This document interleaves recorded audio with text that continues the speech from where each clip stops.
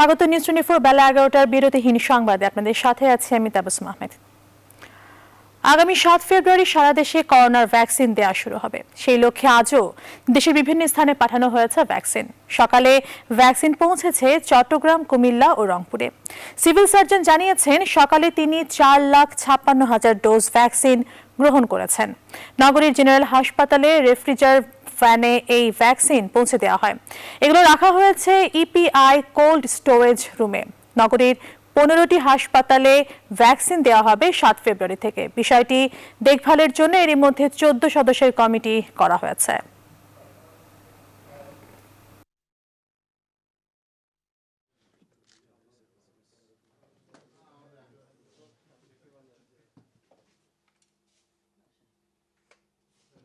সরকারিভাবে আমাদের যে সিদ্ধান্ত দেওয়া হয়েছে আগামী 7ই ফেব্রুয়ারি থেকে সারা দেশব্যাপী এই কার্যক্রম শুরু হবে।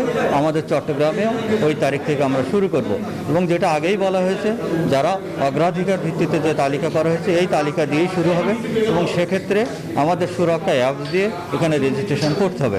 পর্যায়ক্রমে আরও ভ্যাকসিন আসতে থাকবে আর পরবর্তী নির্দেশ মোতাবেক আমরা ভ্যাকসিনেশন রংপুর জেলায় শুরু করব। দর্শক, কিছুক্ষণের মধ্যেই ভ্যাকসিন পৌঁছাবে সিলেটে। সেখান থেকে বিস্তারিত জানাতে যুক্ত হচ্ছেন সহকর্মী সৈয়দ রাসেল। আর রাসেল, সিলেটে ভ্যাকসিনটি কটা নাগাদ পৌঁছানোর কথা রয়েছে? এছাড়া ভ্যাকসিন সংরক্ষণের কতটুকু প্রস্তুতি নিয়েছে সিলেট?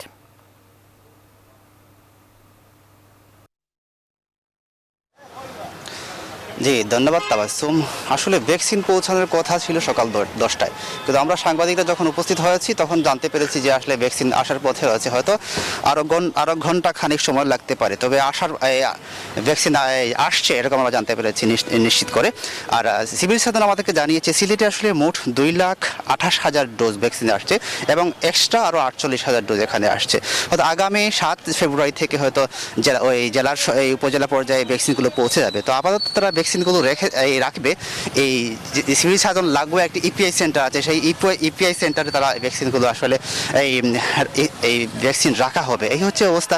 আর আমরা এই সিলেট সিটি কর্পোরেশনের সাথে কথা বলেছিলাম, তারা আসলে 13টি বুথ আসলে নির্ধারণ করেছে, অর্থাৎ সিলেট ওসমানী মেডিকেল কলেজ হাসপাতালের 4টি বুথ, সিলেট এই কোভিড চিকিৎসা কেন্দ্র যেখানে শহীদ শামসুদ্দিন হাসপাতাল সেখানে হচ্ছে 8টি বুথ এবং সিলেট পুলিশ লাইন হাসপাতাল যেটা আছে সেখানে আরও 1টি বুথ রাখা হবে, অর্থাৎ মোট 13টি বুথ। এছাড়া এই আরও 2টি বুথ আছে তারা এই চূড়ান্ত করে নিতে, এই 2টি বুথ তারা তৈরি করে রেখেছে অথবা রেডি করে রেখেছে। তো যদি সেটা প্রয়োজন হয় তখন তারা আসলে সেই আরও 2টি বুথ কাজে লাগবে, অর্থাৎ মোট 15টি বুথ প্রায় অনেকটা প্রস্তুত রয়েছে সিলেট নগরীতে। এছাড়া উপজেলা পর্যায়ে যে 13টি উপজেলা আছে, 13টি উপজেলা যে 13টি স্বাস্থ্য কমপ্লেক্স আছে, তো স্বাস্থ্য কমপ্লেক্সের মাধ্যমে আসলে 13টি উপজেলায় 13টি স্বাস্থ্য কমপ্লেক্সের মাধ্যমে জনগণকে বা এই সরকারি নির্দেশনা অনুযায়ী তারা আসলে এই ভ্যাকসিন প্রদান করবে। এই হচ্ছে আসলে অবস্থা। আর আরেকটা জিনিস আপনাকে জানিয়ে রাখি, আসলে এই যে ভ্যাকসিনগুলো আসার পথে রয়েছে সেখানে 19টি কার্টুন করে আসছে, এই ভ্যাকসিনগুলো আসছে এবং 19টি কার্টুনের সাথে আরও 4টি কার্টুন হয়তো এক্সট্রা আসতে পারে। ওটা টোটাল প্রস্তুতি নিয়ে রেখেছে যে আমাদের কাছে সিভিল সার্জন। তো আসার পরে হয়তো আমরা বিস্তারিত তথ্য জানতে পারবো। এই হচ্ছে সিলেট থেকে আমার কাছে সর্বশেষ ফিরে আছে স্টুডিওতে তাবাসসুমের কাছে। তাবাসসুম। রাসেল, আপনাকে অসংখ্য ধন্যবাদ। দর্শক, আমাদের সহকর্মী সৈয়দ রাসেল যুক্ত হয়েছিলেন সিলেট থেকে। তিনি যেমনটি জানাচ্ছিলেন সম্ভবত ঘন্টা খানেকের মধ্যে সিলেটেও পৌঁছে যাবে করোনার ভ্যাকসিনটি। উচ্ছেদের 1.5 বছরের মধ্যে আবার দখল হতে শুরু করলো তুরাগ তীর। নদীর তীরবর্তী জায়গার মালিকগণের সাথে 3 সরকারি সংস্থার সমন্বয়হীনতার সুযোগ নিয়ে দখলদারীরা এই দখল অব্যাহত রেখেছে। আব্দুল্লাহপুর রেলগেট থেকে গাবতলী পর্যন্ত বেড়িবাঁধ সহ তুরাগ তীরে অবৈধ দখলদারের সংখ্যা প্রায় 1,100 জন। বিস্তারিত তালুকদার বিপ্লবের প্রতিবেদনে। 2019 সালের জানুয়ারি থেকে জুলাই পর্যন্ত তুরাগ তীরে উচ্ছেদ অভিযান চালিয়ে 80% অবৈধ স্থাপনা উচ্ছেদ করে বিআইডব্লিউটিএ। সংস্থাটি বলছে নদ নদীর সীমানা পিলার, ওয়াকওয়ে ও জেটি সহ আনুষঙ্গিক অবকাঠামো নির্মাণ প্রকল্প চলমান রয়েছে। অনুসন্ধান বলছে দখলমুক্ত করার পর স্থায়ী সীমানা পিলার অতিক্রম করে আবার বেদখল হয়ে যাচ্ছে তুরাগ।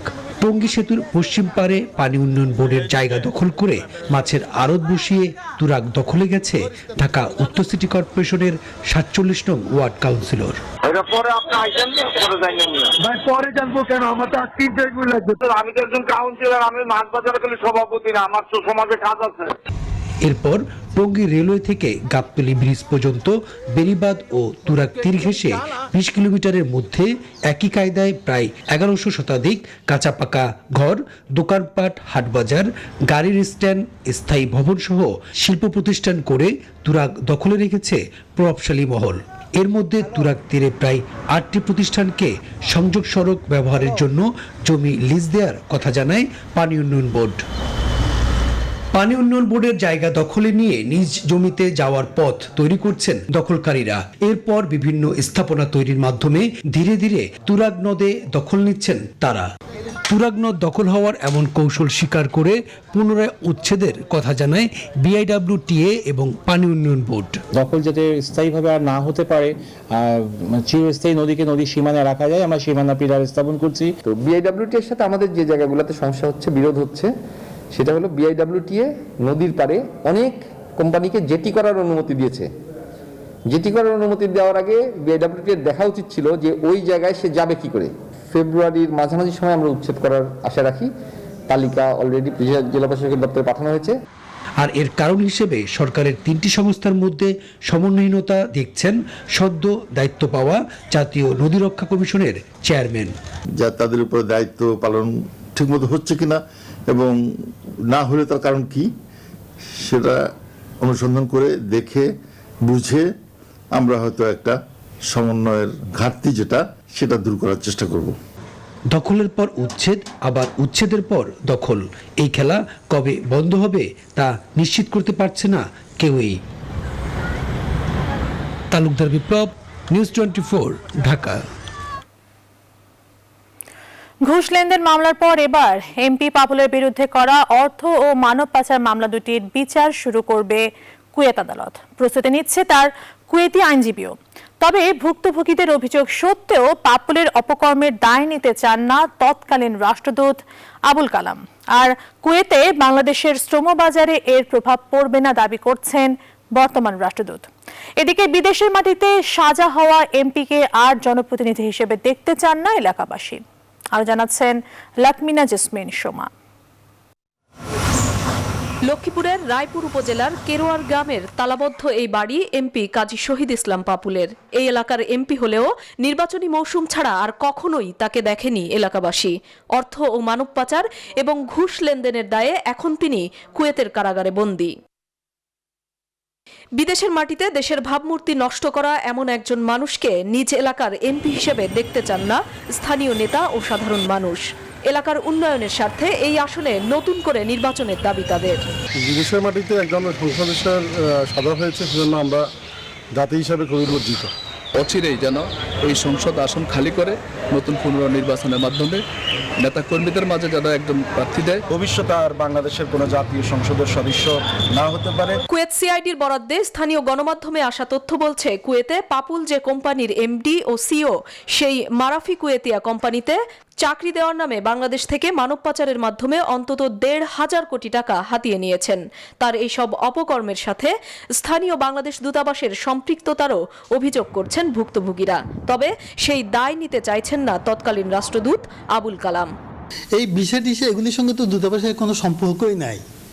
বিষয় ইস্যু হয়, কোয়েত সরকার করে, এরা বেসরকারিভাবে নিয়ে এখানে ব্যবসায়ীকে বিক্রি করে লোক চলে যায়। এখানে দূতাবাসের সম্পৃক্ততা কোনো জায়গায় নাই। তো পাপুলের এই কেলেঙ্কারি কুয়েতে বাংলাদেশের শ্রমবাজারে প্রভাব ফেলবে কিনা জানতে চাওয়া বর্তমান রাষ্ট্রদূতের কাছে। একজনের জন্য একটা শ্রমবাজারে হঠাৎ করে এফেক্ট করবে এটা একটা ব্যাপার না, বরং আমি মনে করি কোভিড-19 জন্য আমাদের আরো শ্রমবাজারের আরো অন্যান্য ক্ষেত্রে স্কোপ আছে। ঘুষ লেনদেনের অপরাধে 4 বছরের সাজা হওয়ার পর এবার অর্থ ও মানব পাচারের দায়ে বিচার হবে পাপুলের। এর জন্য প্রস্তুতি নিচ্ছে পাপুলের কুয়েতি আইনজীবী। 4 سنوات مع الشغل والنقاض وتغريمه 1,970,000। গেল বছর 6 জুন রাতে কুয়েতে পাপুলকে তার নিজ বাড়ি থেকে আটক করে কুয়েত অপরাধ তদন্ত বিভাগ। দেশেও তার সম্পদের পাহাড় নিয়ে অনুসন্ধান করছে দুদক। লাকমিনা জেসমিন সোমা, নিউজ 24, ঢাকা। এবার পৌর নির্বাচনের খবর। তৃতীয় ধাপে দেশের 7 পৌরসভায় ভোট অনুষ্ঠিত হয়েছে। এবারও প্রাপ্ত সবগুলো পৌরসভার ফলাফলে আওয়ামী লীগের প্রার্থীদেরই জয় জয়কার। তারা জিতেছে 43টি পৌরসভায়, বিএনপি জয় হয়েছে মাত্র 3টি পৌরসভায়। এছাড়াও আওয়ামী লীগের বিদ্রোহী প্রার্থীরা জয় পেয়েছেন 14টি পৌরসভায়। এই ধাপে মোট 63টি পৌরসভায় নির্বাচন অনুষ্ঠানের কথা থাকলেও আগেই বিনা প্রতিদ্বন্দ্বিতায় জয়ী হয়েছেন 3 জন প্রার্থী। ফলে আওয়ামী লীগের টিকিটে জয়ী হয়েছেন মোট 46 জন। এ ধাপেও মোট 2 জন নারী প্রার্থী জয়ী হয়েছেন। তারা শাসক দলের টিকিটে নির্বাচন করে জয়ী হন।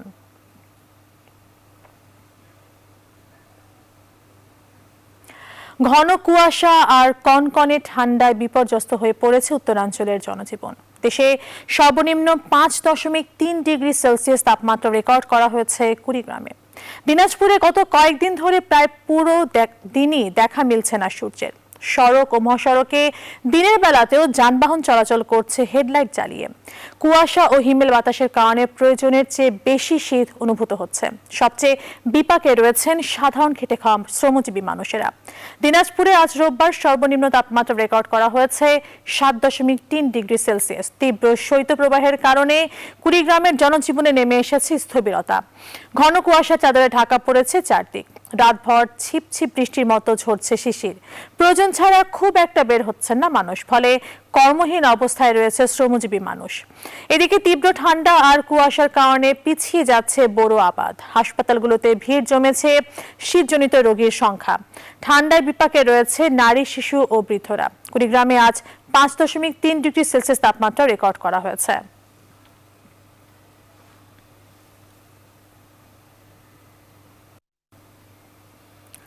করোনাকালীন সময়েও দেশের চা উৎপাদনে রেকর্ড করেছে উত্তরাঞ্চলের চা চাষিরা। দ্বিতীয় চা অঞ্চল হিসেবে চট্টগ্রাম এলাকার খ্যাতি থাকলেও এবার স্থানটি দখল করেছে পঞ্চগড়ের ঠাকুরগাঁও, দিনাজপুর, নীলফামারী সহ উত্তরাঞ্চলের সমতলের চা বাগান। চায়ের এই অঞ্চল থেকে 1 কোটি কেজি চা উৎপাদন হয়েছে বলে দাবি কর্তৃপক্ষের। সরকার হায়দারের তথ্য ও চিত্রে ডেস্ক রিপোর্ট। উত্তরবঙ্গের পঞ্চগড়, ঠাকুরগাঁও, দিনাজপুর, নীলফামারী এবং লালমনিরহাট জেলায় 10টি নিবন্ধিত, 17টি অনিবন্ধিত বড় চা বাগান এবং 7,310টি ক্ষুদ্র চা বাগান রয়েছে। 2020 সালে অন্যান্য এলাকায় চায়ের উৎপাদন কিছুটা কমলেও উৎপাদন বেড়েছে উত্তরাঞ্চলে। করোনাকালীন সময়ে এসব চা বাগান থেকে উৎপাদিত চায়ের পরিমাণ 1,03 লাখ অর্থাৎ 10.30 মিলিয়ন কেজি। 2019 সালে কারখানা মালিকদের সিন্ডিকেটের কারণে চায়ের মূল্য নিয়ে চাষিরা নিরাশ হলেও করোনাকালীন সময়ে কাঁচা চা পাতার সঠিক মূল্য পেয়ে লাভবান হয়েছেন চা চাষিরা। অন্যদিকে কাজ বন্ধ না থাকায় চা শ্রমিকদের উপর করোনা সংকট কোনো প্রভাব ফেলতে পারেনি বলে জানিয়েছে শ্রমিকেরা।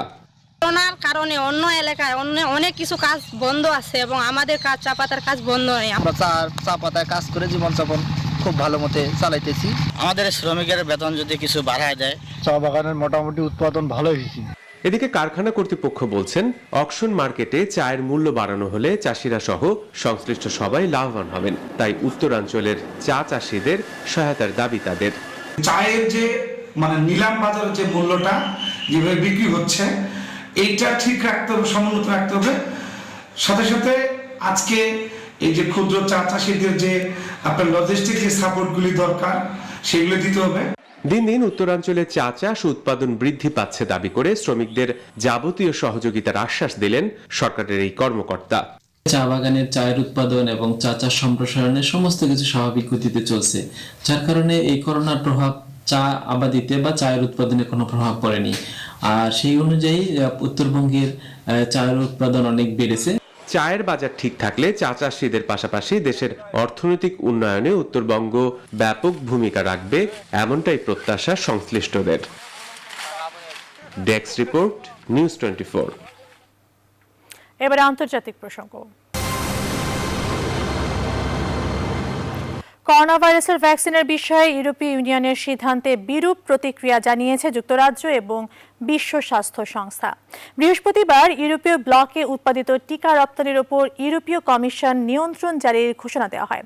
এ বিষয়ে শুক্রবার ব্রিটিশ ক্যাবিনেট সদস্য মাইকেল গভ জানান, ইইউ যুক্তরাজ্যের সঙ্গে কোনরূপ আলোচনা না করেই ভ্যাকসিন রপ্তানি নিয়ন্ত্রণ করার ঘোষণা দিয়েছে, যা ব্রেক্সিটের জরুরি বিধানের পরিপন্থী। এদিকে বিশ্ব স্বাস্থ্য সংস্থাও ইইউ এর সিদ্ধান্তের কড়া সমালোচনা করে জানিয়েছে, এই সিদ্ধান্তের ফলে মহামারী আরও দীর্ঘস্থায়ী হতে পারে। এদিকে ফিলিস্তিনের অবরুদ্ধ গাজা উপত্যকার জনগণকে করোনা ভাইরাসের টিকা দিতে অস্বীকৃতি জানিয়েছে ইসরায়েল। আন্তর্জাতিক মানবাধিকার সংগঠনগুলো বলছে, ফিলিস্তিনি জনগণকে টিকা না দেওয়ার ঘোষণার মধ্য দিয়ে তেল আবিবের মৌলিক মানবাধিকারের লঙ্ঘন ঘটিয়েছে।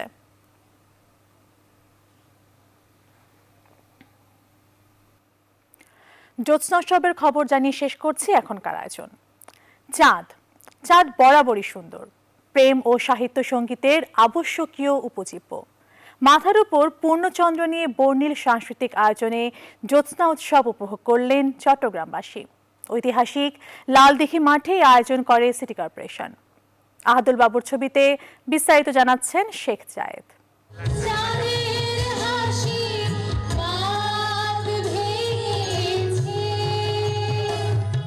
এমনই চাঁদের আলো ঠিকরে পড়ছিল ধরিত্রীতে, তখন বর্ণিল সাংস্কৃতিক আয়োজনে করা হয় চন্দ্রবন্দনা।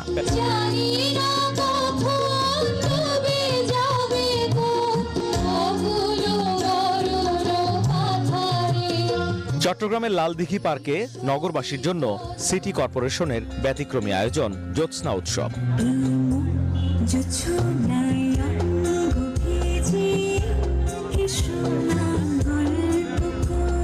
অংশ নেন নানা বয়সের বিভিন্ন শ্রেণী পেশার মানুষ। জ্যোৎস্না আমার খুবই ভালো লাগে, আর এই আয়োজনটা অনেক ভালো হয়েছে। তো আমরা জ্যোৎস্না দেখার সুযোগ পাই না, এ ধরনের একটা জ্যোৎস্নার সাথে পরিচিত হওয়া নাগরিক জীবনে আমরা খুবই আনন্দিত।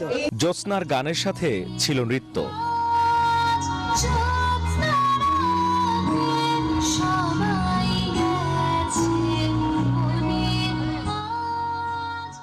আমি চাই আমাদের অন্তরে অন্তরে এই চাঁদনি রাতের, এই জ্যোৎস্না রাতের সুরভি সবার অন্তরে অন্তরে সুরভিত গন্ধ সুধা ঢালু।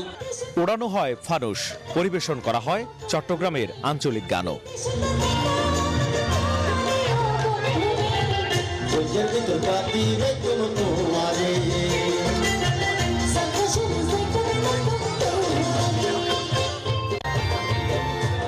ভরা পূর্ণিমায় নানা সাংস্কৃতিক আয়োজনে জ্যোৎস্না উৎসব করলেন বন্দরনগরের মানুষ। তাদের প্রত্যাশা, এইসব সাংস্কৃতিক আয়োজনে বৃত্তের এই শহর হবে চিত্তের শহর। শেখ জায়েদ, নিউজ 24, চট্টগ্রাম। নিউজ 24 বেলা 11টার বিরতিহীন সংবাদ এখন এ পর্যন্তই। এতক্ষণ সাথে থাকার জন্য ধন্যবাদ সবাইকে।